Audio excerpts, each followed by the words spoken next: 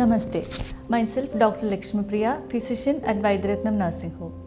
Today I will be talking to you about varicose veins. Varicose veins are the dilated, tortuous and elongated veins that appears just beneath the skin surface. Varicose veins can occur at different parts of the body, but the most common site is the lower limb. As we all know, there are veins or venous system in our body which bring back the deoxygenated blood from different parts of the body towards the heart. And there is presence of tiny valves in these blood vessels which is helping to maintain the blood flow only in one direction and preventing the backflow. But if there is any damage or any trauma caused to these valves, there are chances of backflow of the blood and pooling of blood, which causes dilatation of the blood vessels. That is what exactly happening in varicose veins. Coming to the causes, there is no particular cause for varicose vein, but there are certain risk factors. Up to 80% of the patients shows a genetic predisposition. That is, it can be hereditary either from the maternal side or from the paternal side. And it is observed that it is 4 times more common in women than men.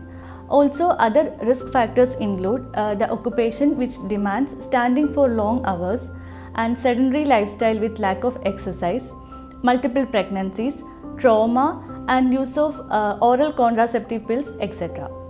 Coming to the signs and symptoms of varicose veins. In a large number of cases, there may not be any symptoms for a long duration at all, especially in the early stages. Or there can be only presence of very small, tiny, purple dilated veins which is called as spider veins or reticular veins, which will not create any symptoms but is only of a cosmetic concern. But in the later stages, there are chances of developing signs and symptoms which include aching or throbbing kind of pain with muscle cramps in the affected leg, which will be more towards the end of the day or at the night time. Also, there will be a feeling of heaviness or tiredness in the lower limbs. As the disease progresses, there may be chances of developing swelling in the ankle region and skin changes such as pigmentation or discoloration in the affected area, itching around the affected veins, and also ulceration which refuses to heal, especially if you have comorbidities such as diabetics. And also in severe cases, there are chances of formation of the blood clot in the veins which is known as deep vein thrombosis, which requires a little more serious medical intervention. Coming to Ayurveda, this varicose vein is correlated with the Sira Grandhi which is explained in Ayurvedic classics, and it is said to be caused due to the abnormal functioning of vitiated Vata dosha which affects the Rakta Dhatu in the blood vessels. And there are many treatment options available in Ayurveda through which varicose veins can be effectively managed.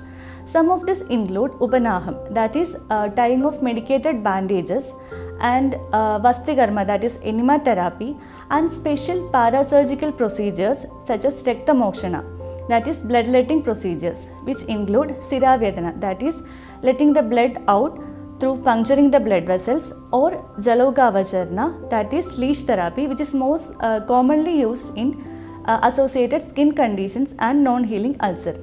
So, if you are having any of the symptoms of varicose veins, it is better to get it treated as early as possible so that we can prevent the complications. Thank you.